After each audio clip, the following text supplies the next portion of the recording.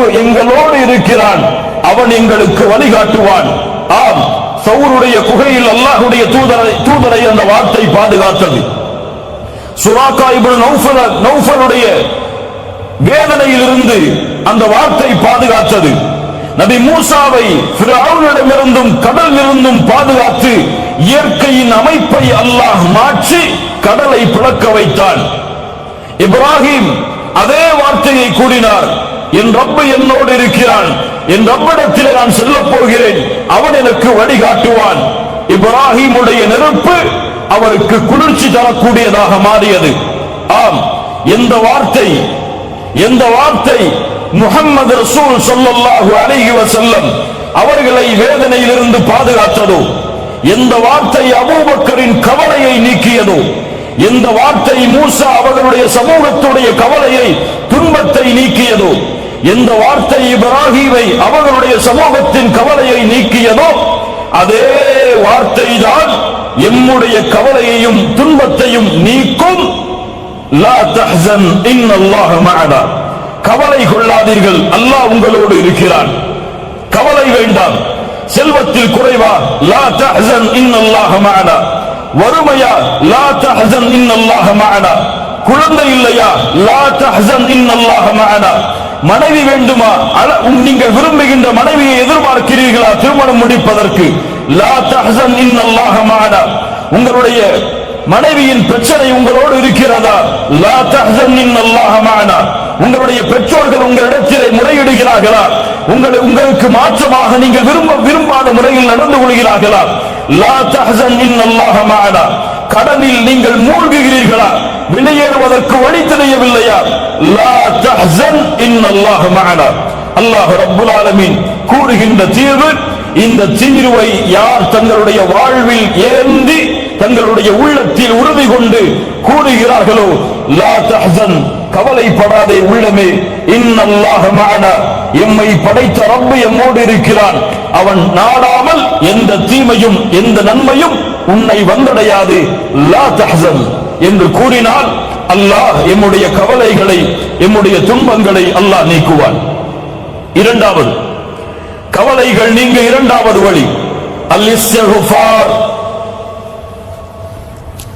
அலி இப்னு அபி தாலிப் ரலியல்லாஹு அன்ஹு அவர்கள் சொன்னார்கள், இந்த பூமிக்கு ரெண்டு பாதுகாப்பு இருக்கிறது.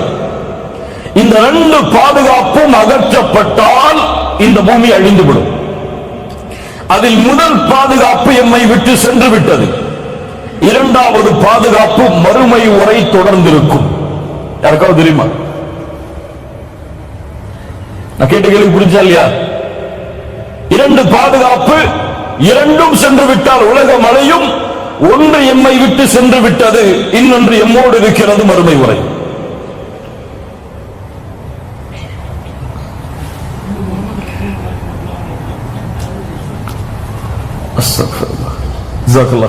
சூரத்துல் அன்ஃபால் 33வது வசனம் விடை சொல்லுகிறது, وَمَا كَانَ اللَّهُ لِيُعَذِّبَهُمْ وَأَنْتَ فِيهِمْ. முஹம்மது ரசூலின் சமூகமே, அல்லாஹ்விற்கு நன்றி சொல்லுங்கள். அல்லாஹ் அந்த தூதரை எமக்கு வழிகாட்டுவதற்காக கொடுத்ததற்கு. அல்லாஹ் கூறுகிறான், நபியே, நீங்கள் இந்த பூமியில் இருக்கும் வரை என்னுடைய வேதனையை நான் இந்த பூமியின் மீது இறக்க மாட்டேன். இந்த பூமிக்கு வேதனையிலிருந்து தடுக்கக்கூடிய முதல் தடுப்பு முஹம்மது ரசூலுல்லாஹ் ஸல்லல்லாஹு அலைஹி வஸல்லம். நீங்கள் இருக்கும் வரை அவர்களை நான் வேதனை செய்ய மாட்டேன். இரண்டாவது, வமா கான அல்லாஹு முஅذிபஹும் வஹும் யஸ்தக்ஃபிரூன். அல்லாஹ்விடத்திலே பாவ மன்னிப்பை கேட்டுக் கொண்டிருக்கும் வரையும் அவர்களை நாம் வேதனை செய்ய மாட்டோம். இஸ்திக்ஃபார், முஹம்மது ரசூலுல்லாஹ் எம்மை விட்டு சென்று விட்டார்கள். ஆனால் இஸ்திக்ஃபார், பாவ மன்னிப்பு மறுமை வரை எம்மோடு இருக்கும். அல்லாஹ்வுடைய தூதர் ஸல்லல்லாஹு அலைஹி வஸல்லம் சொன்னார்கள், யார் இஸ்திக்ஃபாரை பாவ மன்னிப்பை அதிகமாக தேடுகிறார்களோ, ஜஅல அல்லாஹு லஹு மின் குல்லி ஹம்மின் ஃபரஜா, ஒவ்வொரு துக்கத்திலிருந்தும் வெளியேறக்கூடிய வழியை, வமின் குல்லி ضيق மக்ரஜா, ஒவ்வொரு நெருக்கடியிலிருந்தும் வெளியேறக்கூடிய வழியை அவர் எண்ணாத புறத்தில் இருந்து அவருக்கு வாழ்வாதாரத்தை அல்லாஹ் ஏற்படுத்துவார். எதை அதிகமாக செய்தால் இஸ்திக்ஃபார், பாவ மன்னிப்பை. கண்ணியத்துக்குரியவர்களே, உங்களுக்கு தெரியுமா, அஸ்ஸுனூப் பாவங்கள் உங்களுக்கு தெரியுமா? எது இப்லீஸை அல்லாஹ்வுடைய ரஹ்மத்தில் இருந்து விலக்கியது, எது இப்லீஸுக்கு அல்லாஹ்வுடைய லானத்தை வாங்கி தந்தது, எது ஃபிரௌனையும் அவர்களுடைய சமூகத்தையும் கடலில் மூழ்கடித்தது, எது சமூது கூட்டத்தையும் நபி சாலிஹின் கூட்டத்தையும் அழித்தது, எது காரூனை இந்த பூமியில் சொருக வைத்தது, அழிக்க வைத்தது, இந்த பூமியில் ஏற்படுகின்ற கஷ்டம், இந்த பூமியில் ஏற்படுகின்ற துன்பம், இந்த பூமியில் ஏற்படுகின்ற வேதனை, இவற்றிற்கெல்லாம் காரணம் என்ன தெரியுமா?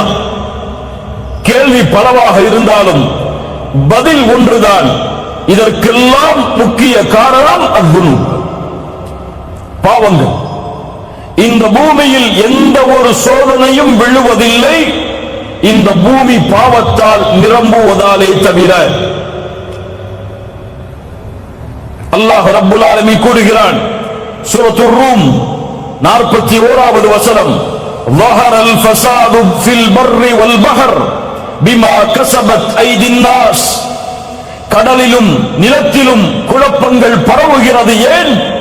மனிதர்களுடைய கரங்கள் சம்பாதித்த பாவத்தால். சூரத்து ஷூரா 30வது வசனம், وما اصابكم من مصيبه فبما كسبت ايديكم. எந்த ஒரு சோதனைகளும் உங்களை சூழ்வதில்லை, உங்களுடைய கரங்கள் சம்பாதிக்கும் பாவங்களாலே தவிர. சூரத்துல் அன்ஆம் 146வது வசனம், ذلك جزيناهم ببغيهم يعني اي ظلمهم. அவர்களுடைய அநியாயத்தின் காரணத்தாலே அல்லாஹ் இந்த வேதனையை கூலியாக கொடுத்தான். சூரத்துல் ஆல இம்ரான் 11வது வசனம், فاخذهم الله بذنوبهم. அவர்களுடைய பாவங்களாலே அல்லாஹ் அவர்களை பிடித்தான். அல்லாஹ்வுடைய தூதர் ஸல்லல்லாஹு அலைஹி வஸல்லம் சொன்னார்கள், உணவின் விரிப்பை நோக்கி பசித்தவன் எப்படி பாய்வானோ அது போன்ற எதிரிகள் என் சமூகத்தை நோக்கி பாய்வார்கள். அல்லாஹ்வுடைய தூதரே, அந்த நேரத்தில் நாங்கள் குறைவான எண்ணிக்கையில் இருப்போமா? அல்லாஹ்வுடைய தூதர் சொன்னார்கள், இல்லை, ஒருபோதும் இல்லை. பல் அன்தும் யௌமைதின் கஸீர், அதிகமான எண்ணிக்கையில் இருப்பீர்கள். ஆற்றில் வெள்ளப்பெருக்கத்திலே வரக்கூடிய நுரையை போன்று உங்களுடைய எண்ணிக்கை இருக்கும். என்ன அர்த்தம்? எண்ணிக்கை எல்லாம் கோடான கோடி. உலகத்தின் 2வது தரமுடைய மக்கள், எந்த நாட்டிலும் முதல் தரம், அவ்வளவு உலகத்தின் மெஜாரிட்டி.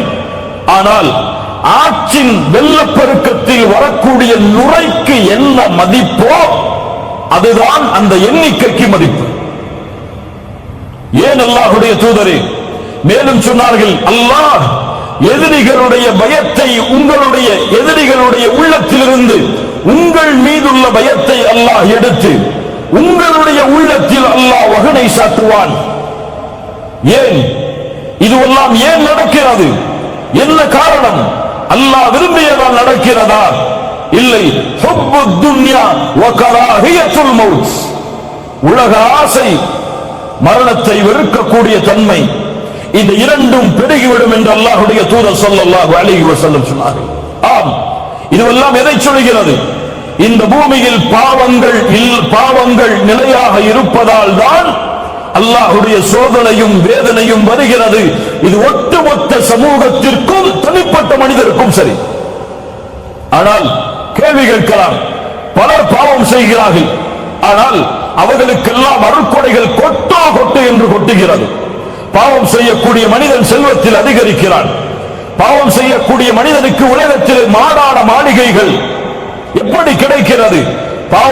பாவம் செய்தால் தண்டனை உண்டென்றால் ஏன் இப்படி நடக்கிறது? அல்லாஹ்வுடைய தூதர் ஸல்லல்லாஹு அலைஹி வஸல்லம் அதற்கும் பதில் சொன்னார்கள், ஒரு அடியானுக்கு அல்லாஹ் இந்த பூமியில் உள்ள அருட்கொடைகளை கொடுக்க ஆரம்பிக்கிறான். அவன் பாவம் செய்தாலும் என்றால் அது அவனுக்கு கொடுக்கப்படுகிற அருட்கொடை அல்ல, அவனுக்கு அல்லாஹ் கொடுக்கின்ற வாய்ப்பு.